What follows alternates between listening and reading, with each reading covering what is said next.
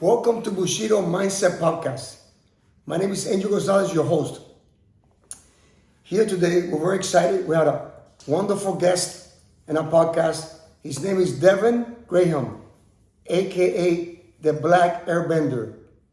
And today we're going to talk about breath and why breath is so important and many other topics that are very interesting. Welcome. Thank you for coming. Thank you for your time. Please explain about the breath. So my name is Devon, aka the Black Aire Bender, and I'm the pioneer of Alchemy Breathwork, and it's more of a lifestyle than a system or a technique, and it's utilizing breath in everyday life beyond the sit-down session. Bringing the whole aspect of breath into the multidimensional aspect of ourselves. So there's mental breath work, there's color breathing, there's quantum breathing, and it's utilizing all these different methods and harmonization, I like to say, with everyday life. And it's having fun with the breath, that's the main point. And how'd you get into this? I mean, what led you to this path? So what led me to this path was losing everything to a business partner in California. And that's where I met my mentor at the time. And I told him everything I was going through. It was so bad I had to sell my laptop for gas money. And before I left, I always wanted to go see the Bruce Lee statue. So when I went over there was a community center, and they were hosting all these different speakers, and one of them really caught my eye. When I went inside, he was giving a seminar on Biku, which is a Taoist energy cultivation practice. And everything he said had me at wow. So I told him everything I was going through, and he literally took me under his wing for about 6 to 8 months. Wow. And then I took everything I learned from Biku and mixed it with everything I learned in the science field and going to different science fairs in California and science expos, and to what I call Alchemy Breathwork. So now, how long did it take you to really be able to breathe to a high level? So then you minimize your food intake. Okay, what steps did you take in order to? Because I'm sure a lot of people they're interested. There's a lot of people out there, I'm sure, that don't believe that breath you can live off the air, okay, or with minimal food, that you need to have protein, you need to have food, you need to have this, and can you explain this to us? So it took, I would say, it's been a 9-year journey, and it's been a 9-year journey. And then now it's like 5 years living off liquids, mostly liquids. I dry fast 20 hours a day. Going to Egypt, I'm gonna be completely dry. So you go, you get up in the morning, 20 hours straight, no water, no nothing, right? Mm-hmm. And then what do you do after that? After that, then I have like something like coconut water, right? OJ, or any type of juice, teas. I love tea. Uh-huh. I'm starting to understand why the Taoists and the Kung Fu masters love tea, because it really helps stimulate the stomach. The heat stimulates the stomach. Yeah. And after that, no solid food? No solid. So what do you eat? Once a week, once a month? Never? You never touch solid food? No. So funny thing, when I lived in Cali, and just to give you a heads up of how my lifestyle was, every single day I went to vegan gourmet restaurants. Every single day. And I felt like that gave me the insight, so to speak, that I've tasted everything. I've had everything. And one of the main things that stuck out to me, that planted a seed in my head, was this Japanese vegan restaurant in Costa Mesa. It's called Happy Vegan. And when you go in there, the lady's smiling to you, and the chef's in the back, like cooking, and when I had the food, I was just in awe. Like I've never had such energy in a sense from food, and it made me realize that it's not the actual food, it's the joy, the vibration, the happiness that is put into it. And shoot, I've never had vegan Japanese food either, and that was like the first time, and that had me say like, all right, I've tasted everything at that point. Well, you know, there's a book by Hilton Hotima that he talks about breatharian. You know, I read that book years ago, and I was fascinated by it. And I went to a seminar and I met this guy, and it's a fascinating thing. But just we're so programmed to believe in. Can you elaborate about the stomach? What is it that the stomach, when the stomach shrinks up, it's the stomach is like absorbs the chi, the vital force. How's that work? How's that work? 'Cause I like to say biophotons, because that's like the closest thing to what science is finally coming around to understanding. And the biophotons, or the chi, the prana, the ki, they're all the same thing. The life force, it's cultivated when I visualize it, or my understanding is it's like you're breathing life into the chi body, or the ki body, or the energy body. In that sense, the more you get aware of it, and when you're intaking. So when I started going towards that path of more liquids, you know, I was very aware before I would actually have the food. I would pray around the food. Before going into liquids, in terms of my solid meals, I would pray around the food. I would be very intentional. I would do a mini breathwork session before actually eating the food. And then I'm starting to notice that I'm actually absorbing more, you absorb more nutrients from the food before, if you do like a breathwork session before it. So that also helps and gives you an awareness too of how the body really absorbs energy from the food. Because when you poop out the food, it goes to show you the body isn't using all of it, right? So what is it really using? It's really absorbing not just nutrients, but it's the biophotonic energy from the food that it's absorbing. Right. And if you look at the etymology of stomach, it's sto, mek, which means storage of energy. That is probably why they say, the legend says that Bodhidharma, he meditated for 9 years outside of the Shaolin Temple in a cave. He was a breatharian. Mm-hmm. He didn't need to go nowhere. He just breathed and he lived off the air. Mm-hmm. There's a legend that says the guy, he the one who created Shaolin, the Shaolin Kung Fu.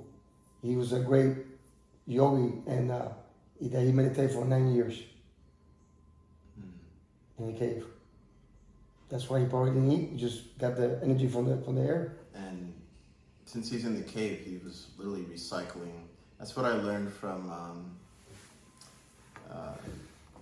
There's a boy called Buddha Boy, and Buddha Boy, I don't know which country it might be, somewhere in Nepal. And there's this kid that just sat down on a tree and just sat there for months. And it fascinated the whole world at the time. This was, I think, 12 years ago, 10 years ago. And there was a monk. The monk came there, and when the monk was visually looking at Buddha Boy to try to see like, oh, what energy practice is he doing? The boy starts sweating. Like you start to see that, oh, something's happening, like an intense energy exchange is happening. And they asked him like, oh, what is he doing? He's like, I can't tell you, but I know what he's doing. And then the monk leaves. He's probably getting the energy from the root of the tree or something? That's what it is. That's what it is. That's why, like in one of our practices in Alchemy Breathwork, I say, pick a tree that you see almost every day and build a relationship with the tree. And that's what Buddha Boy did before even sitting down and doing what he did. He built a relationship with the tree, and then when he finally sat down, now that exchange is even more potent. Well, didn't the Buddha become enlightened under a boy tree to a fasting. He went to like fasting. He was almost consummated, and then he saw a light. Yeah, boy, I tell you, that's deep. Very, very interesting, man. I mean, because maybe food is to make money off of you, huh? For all the food, you know, all these things that make you sick because it creates mucus, huh? All foods create mucus. Yeah, all foods create mucus for all sure. Foods. Yeah. Now, some more than others. So have you ever heard of Dr. Arnold Ehret? Yes, Arnold Ehret. Yes, I have. Okay. He created this book called The Mucus Healing. Mucus-less diet. Yeah. That he said, and he said that the heart doesn't pump your blood. It's the lungs. It's the breath. And once you clear all the mucus out, then the life force enters. You know, it's a very fascinating book. And he healed a lot of people. And he mysteriously died. They say he had an accident, but they don't know. He slipped. He died in San Francisco. He slipped and hit his head, and he was pronounced dead. But he was like an amazing. It's one of the first books I read. So he got the power from the breath. He did amazing. Like he could ride bicycle for 800 miles, go on a hike for 56 hours. He did all kinds of things with no food. He also talked a lot about sunbathing, and just overall exercise in general. Yeah. Yeah. Do you exercise a lot? Yeah. In the past year and a half, I've been exercising more often. Now, because your body's so clean, do you sweat? Yeah, I still sweat. But since you're not, well, how much coconut water do you drink? About a good liter. Okay. So every day you take you get, where'd you get your coconuts? You got a coconut connection? There's Cocoa Wat, there's Las Vegas de Jugos, Palacios de Jugos. That's a good spot too. And they make. Do you know that spot? Palacios de Jugos. Yeah.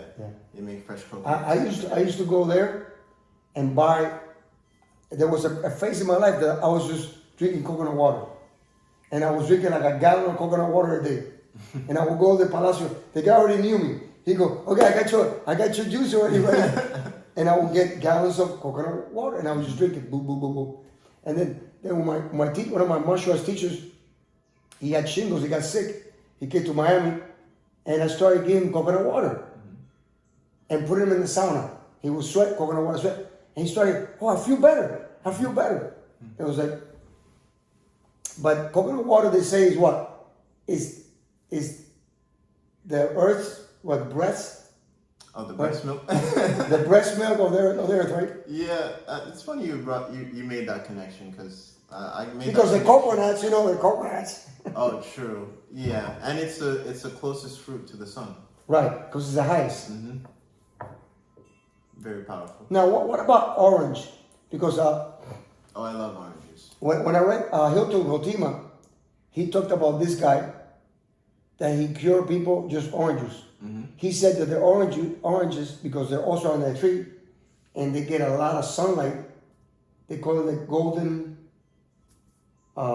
elixir. Because they're orange. That's one of the golden elixirs. One of them, but he swore this guy cured just oranges only. Oranges.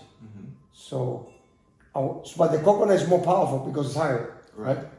So the oranges, my ideology of why the orange is so powerful too, if you look at the shape of the oranges, it's almost like the closest fruit that resembles what they call the flower of life, or the atom.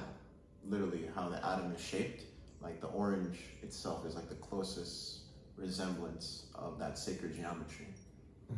So that also goes to show people that it's not just the fruit itself, but it's the geometric information from the fruit that we're getting the healing from as well.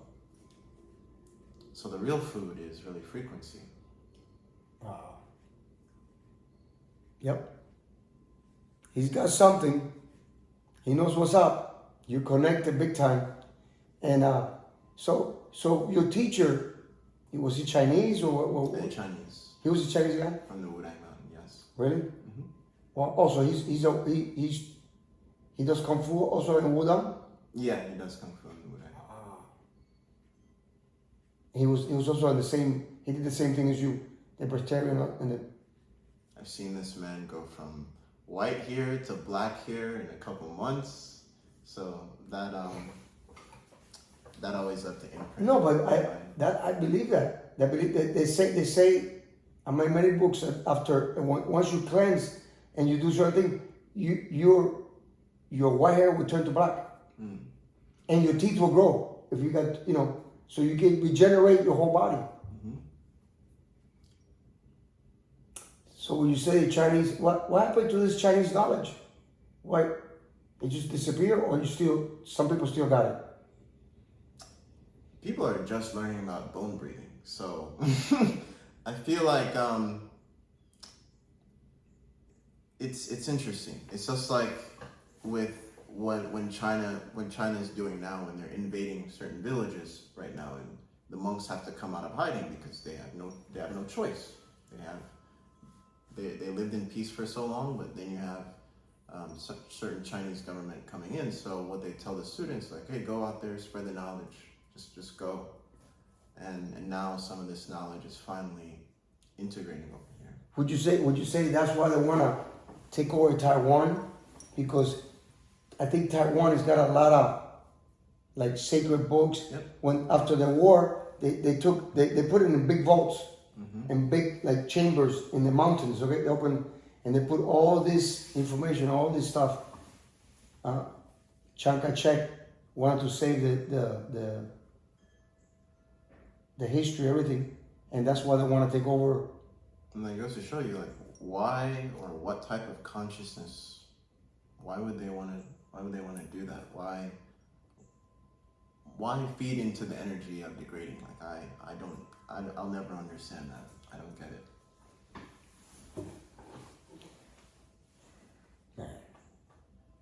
I was been fascinated by the Chinese philosophies. When I went to China, I went to many temples, and I was heartbroken when I saw the Buddha's faces destroyed during the Cultural Revolution, and the stories that my guide would tell me that the monks would jump off, burn themselves, in protest, and how one of the monks saved the Jade Buddha in Shanghai. That when there was this big Jade Buddha, and then when the soldiers came to destroy the temple, he put it inside a box and put pictures of Mao Zedong glued into the box. And when they went to break it, they go, no, you gotta break Mao. Oh no, and they walked away, and that's how that Buddha was saved. It was carved out of jade, huge piece of jade, beautiful Buddha in this temple. It's called the Jade Buddha Temple in Shanghai. And when I went there, I was like so disappointed. I mean, I fell in love with the Chinese people and the Chinese culture, but the government, it's like.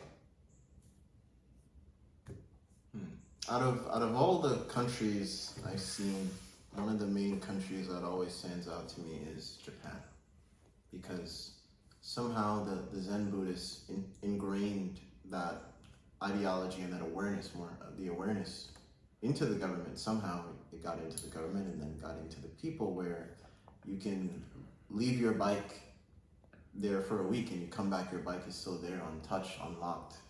You can leave your wallet on the floor and find your wallet going to the police station.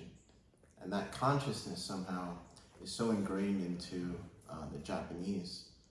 And it just goes to show you if the power of that type of consciousness and what it can do to the rest of the people. Even if some people don't even believe in certain things, they still follow that training that the Zen Buddhist has given to the people? You know, I went to Japan a couple times.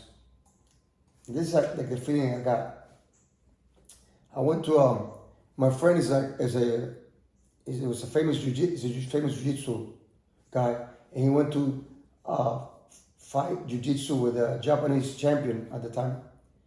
This is about maybe 15 years ago, and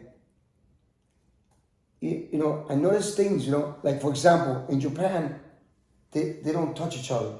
Everything is like they bow, and when they give you the money, when you buy something, they don't give you the money, put it in your hands. They put it in a little tray, and then they hand it to you. There's no contact. And then I was watching, I was in a train station, in the bullet train, and I see this family, and this guy, business guy, and the wife and the two kids were there, and they were bowing to each other, but they weren't hugging and kissing or something like that. And I'm starting thinking, I started thinking, well, because maybe the samurai philosophy, maybe there were samurais, they couldn't get emotionally attached to people. Oh, wow. So if they get killed, they will not suffer. So they had to be ruthless and kill, and they couldn't have emotions. So I think their culture is based, that's why there's no human contact. They don't hold hands, they don't kiss in public. Everything is like suppressed. And I feel like a weird vibration there. I can't explain to you what it is. But when I was in Japan, I don't know, man. It was like bizarre. Now, when I was in China, it was completely different. Chinese were very warm. They were like, kind of like Latin people. You know, loud, you know, whatever, you know, it was like, they were more warm. But the Japanese were more like, I mean, they're good people, but I guess it's a culture. It's like a suppression. Like I can't pinpoint it, but I loved it. You know, I mean, hey, I love the temples, I love all that, but for some reason, I felt like there was like a tension, like a suppression, like it was like robotic. I don't know, man. That's what I felt. That's what I felt when I was there. But I love the country. The ancient stuff, you know, like I went to the temples and I went to, and I saw the tea ceremony, the tea ceremony. I mean, it was like, you know, it was like really, but for some reason, I don't know, like Tokyo is like the most busiest place in the world. Yeah. It's like 36 million people.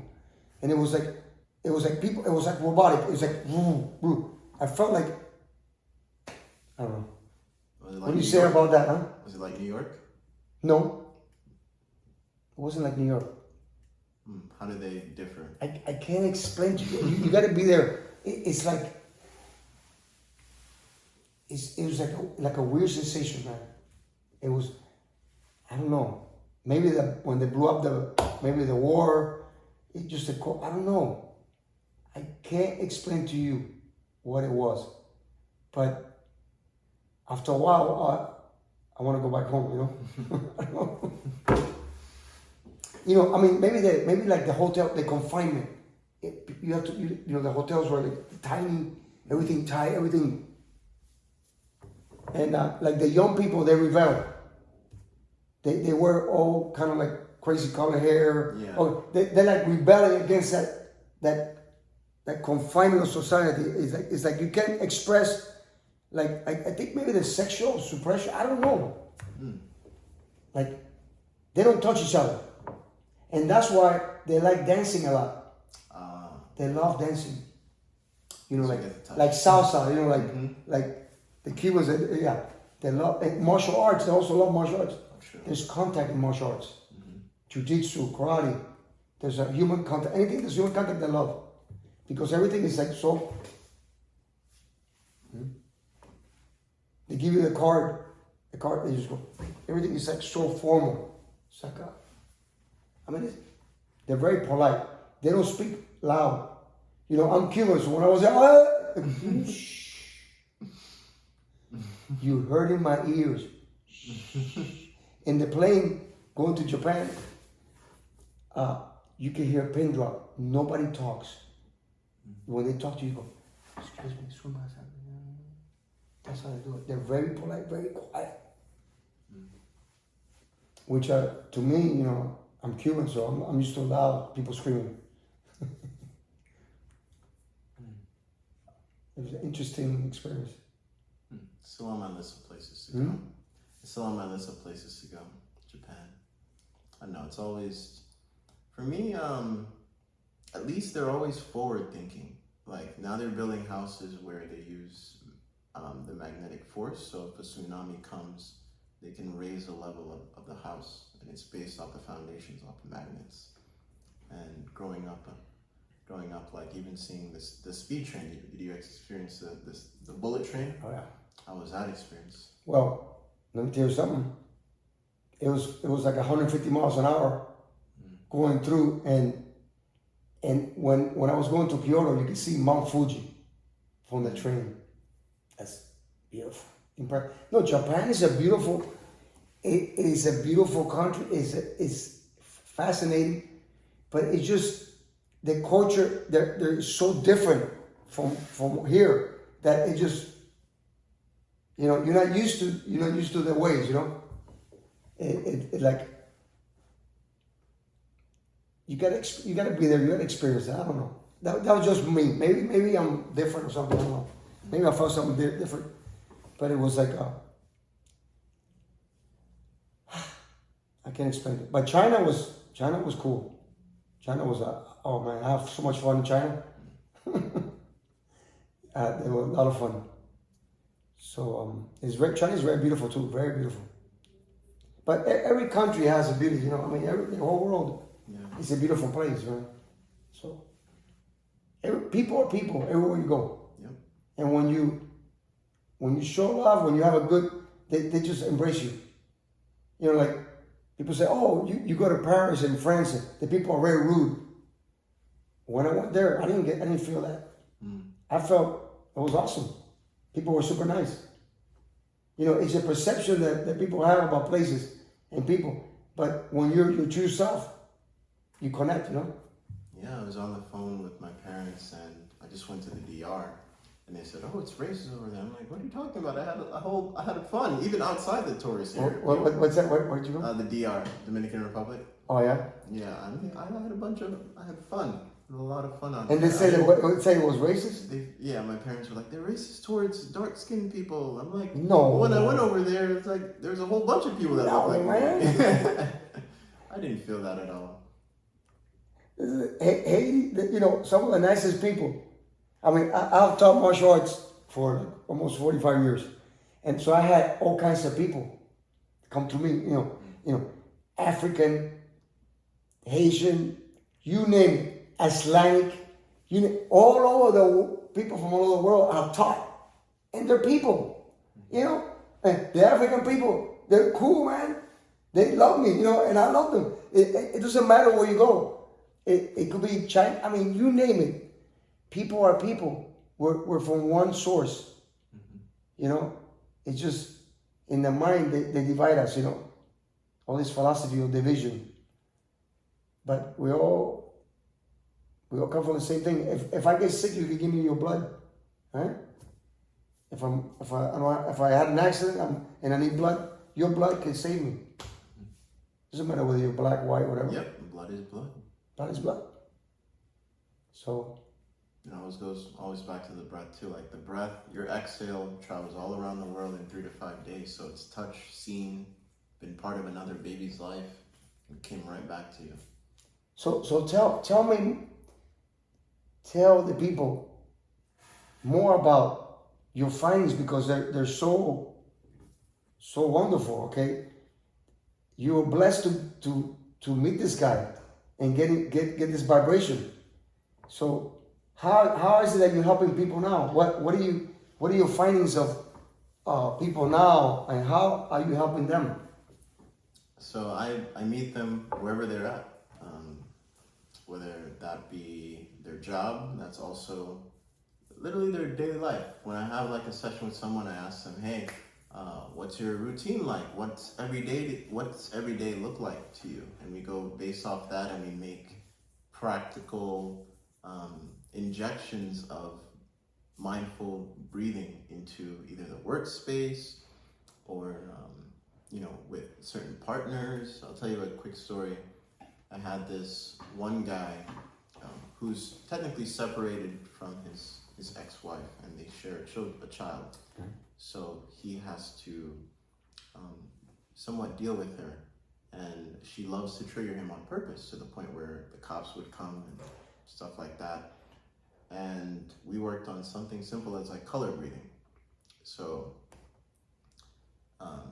it's been 2 weeks past, and she really tried triggering him this one time, and he didn't get angry. He didn't lash out. He didn't yell at her. He started crying because all he could think of was the colors on her, and she felt the compassion, and she finally saw how she projected trauma towards him, and that made her like why are you crying? Like it just made her like in awe as well, because he started crying, and he told me like all I could just think about was the colors she was wearing, and my breath like harmonizing with the colors.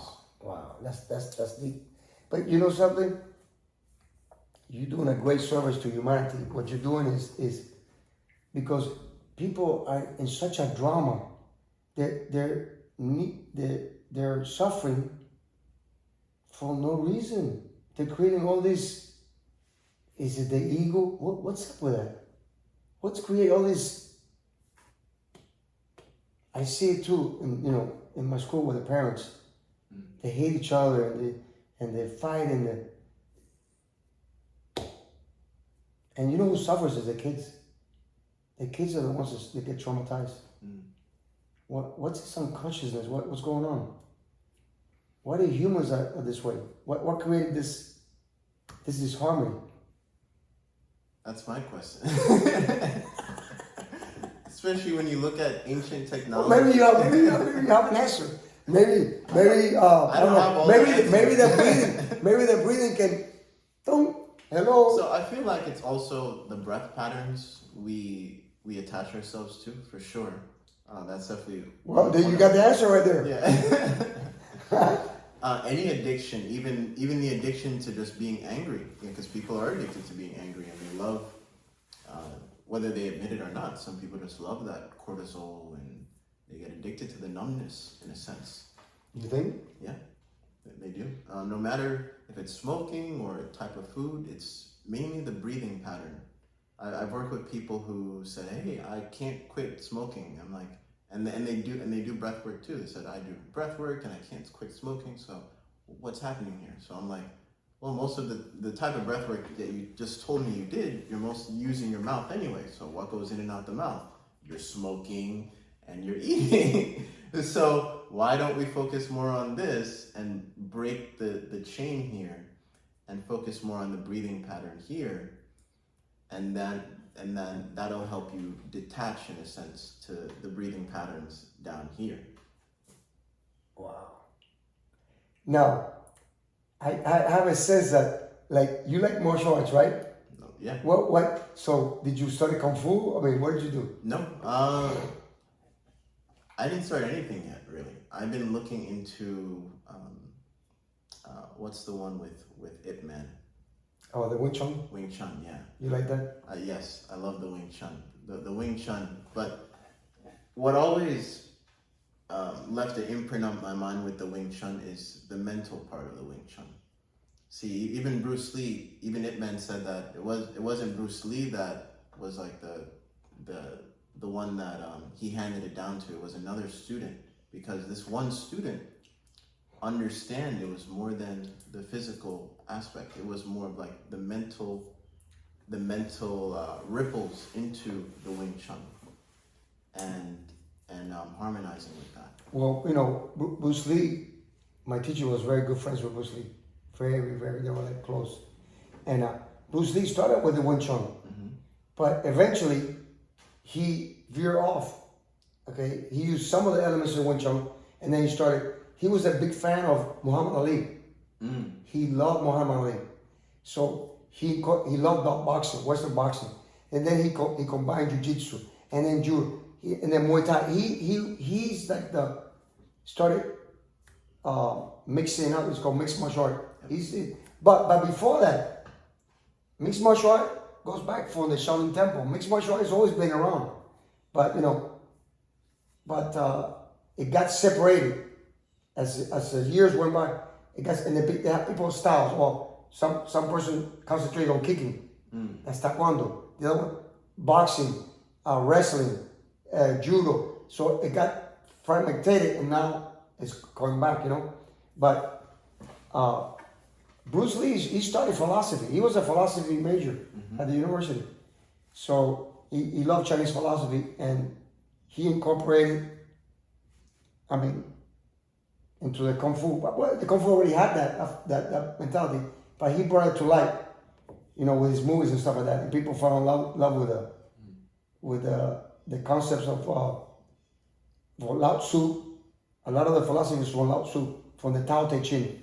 Yeah, the Tao Te Chin is my favorite. That's one of the books I can always go back to, and I feel like I'll always learn something. But when you read the Tao Te Chin, did you understand it? Yeah. It always left. Even going into the second scroll of the Tao Te Ching, or his secret book, it always left an imprint in me, and it felt like, in a way, I was somewhat living that lifestyle. Yeah. Yeah, because I read that every so many years I read the Tao Te Ching, and at the beginning when I was younger, I didn't understand nothing. I said, this is bizarre. These are like riddles. What is it? And then as you get older, okay, I see it. And the older you get, you start, that's, yeah. And the guy's really wise. And it's like chasing success, like people getting the rat race and they wanna, and the Tao Te Ching says, don't do that. Yeah. Things flow your way. Right. And now I understand what he's saying. You create the right feeling, the right combination, the right atmosphere, and then it comes to you. Money comes to you. Everything comes to you. You attract it. You don't chase it. Right. But what do we do here? Chase. Compete. You got to win. You got to do this. You got to. It creates the stress that instead of letting it flow. I guess it's the same thing as breathing. Big time. So, elaborate. For example, can you give us a quick demonstration, or for example, one breath? So let's utilize sound. So on the inhale, let's make the inhale silent. On the exhale, let's make the exhale auditory, and we're gonna clap. Okay, go ahead. How do we do it? And then when I say relax, just relax your hands. Okay. And then I'll say round 2, but keep your hands together. Okay. So let's start. So, inhale only with the nose.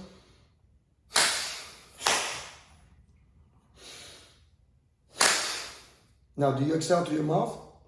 Pure nasal. Okay, nasal. Okay. Yeah. So I'm gonna challenge you.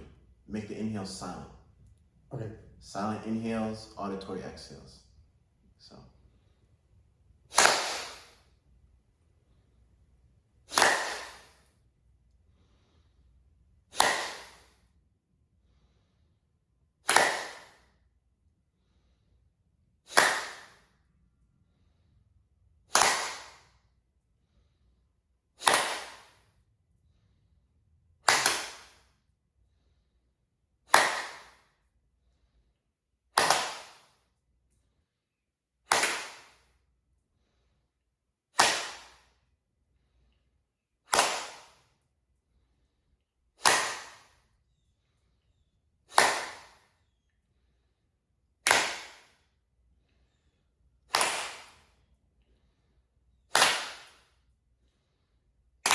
Relax, keep the hands together.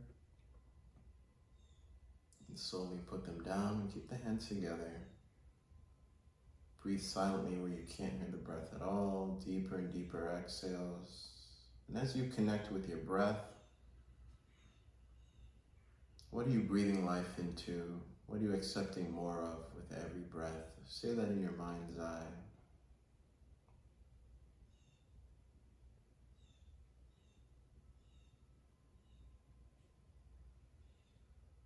Deeper and deeper exhales. Let the inhale come in naturally.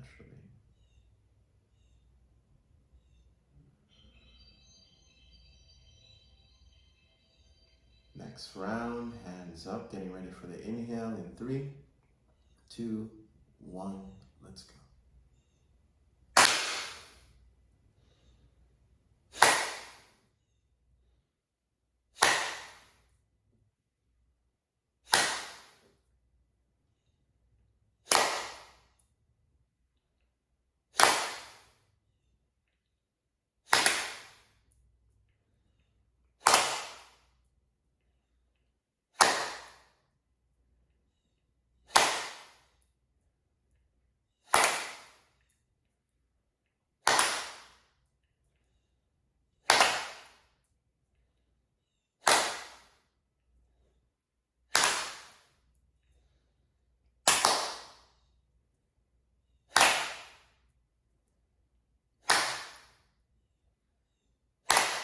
Relax, keep the hands together, breathe in silence, only with the nose.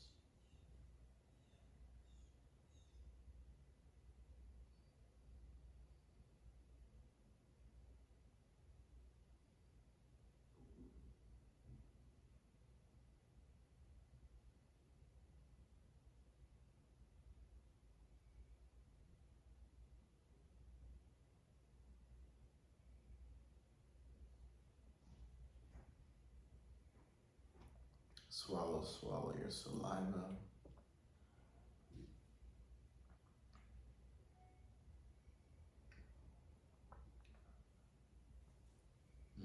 Thank you for sharing the breath.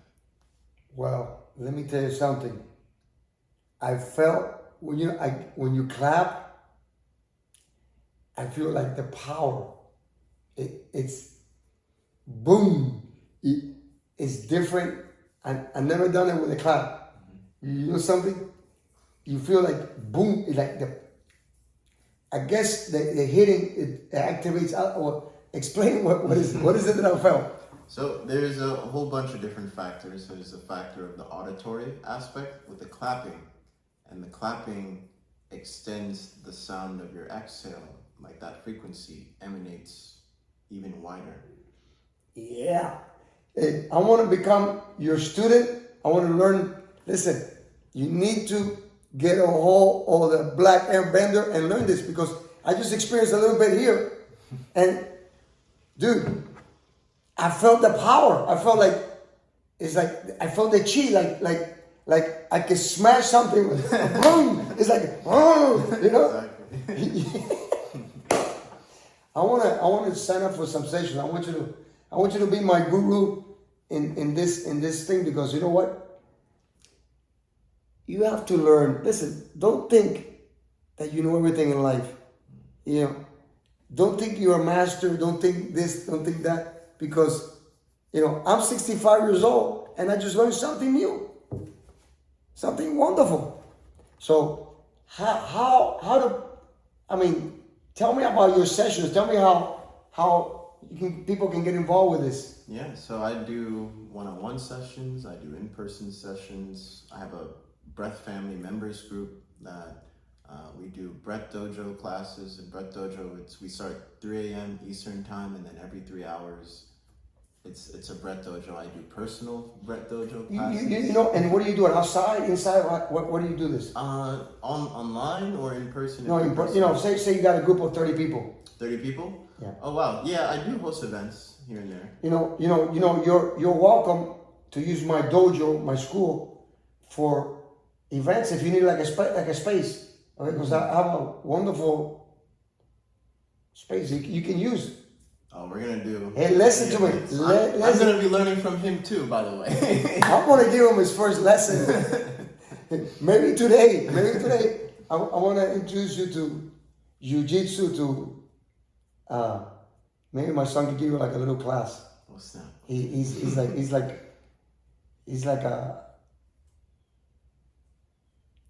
he surpassed me. He's amazing. But yeah. You're more than welcome to use my dojo. I mean, I want you to come and visit. I want you to see what kind of work I do with the kids and everything. Before I go to Egypt, I'm definitely coming. You need to come and now how can they get a hold of you? Do you have like a website or? Yeah, I have www.alchemybreath.work, and the other website is the blackairbender.info, and you can book sessions and learn a lot more of what I do through that. And you can also find me on Instagram, the Black Aire Bender. Well, I'm definitely tell you right now, I want to become a student because this is, especially if you're a martial artist, if you have a school, whatever, you need to learn about this. I think this can help your students tremendously. And like the other day I was doing like with the kids, 5-year-old kids, like 45-year-old kids. We do meditation with a gong, ding, and they were like, I mean, it was awesome. It was awesome because those are things.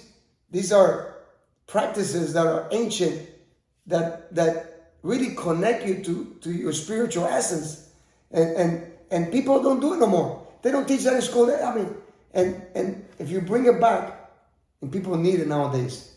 There's would you say people are confused? Oh yeah, they're big time. They're confused in. I would say their inner compass, and what I mean by inner compass is a lot of people numb themselves, whether that be drugs or watching too much TV, food, you name it, and they lost the aspect of feeling, and feeling is a powerful compass that we all have within us, and we can utilize for the benefit of all, not just us, but the more we can feel, the more we can help each other and help ourselves as well. We're gonna have many sessions. I'm gonna have many times in my podcast here because he's a fascinating young man. I mean, he's a good spirit. Hey, listen, this guy's a special human being. I've been around many people in my life, thousands. He's one of them. He's an airbender. Now, when I met him, I didn't know how powerful he is. He's very, very, very powerful, and your message is very, very, very good for humanity. And I support you 100%. I got love for you, man. Thank you, brother. We'll do it again, and I hope you like this video. Share it with your friends. If you got any questions, write to me in the comments. If you have a message for Devon, get a hold of him as soon as you can. And thank you very much, and have a wonderful life. Thank you for sharing your breath. That was awesome.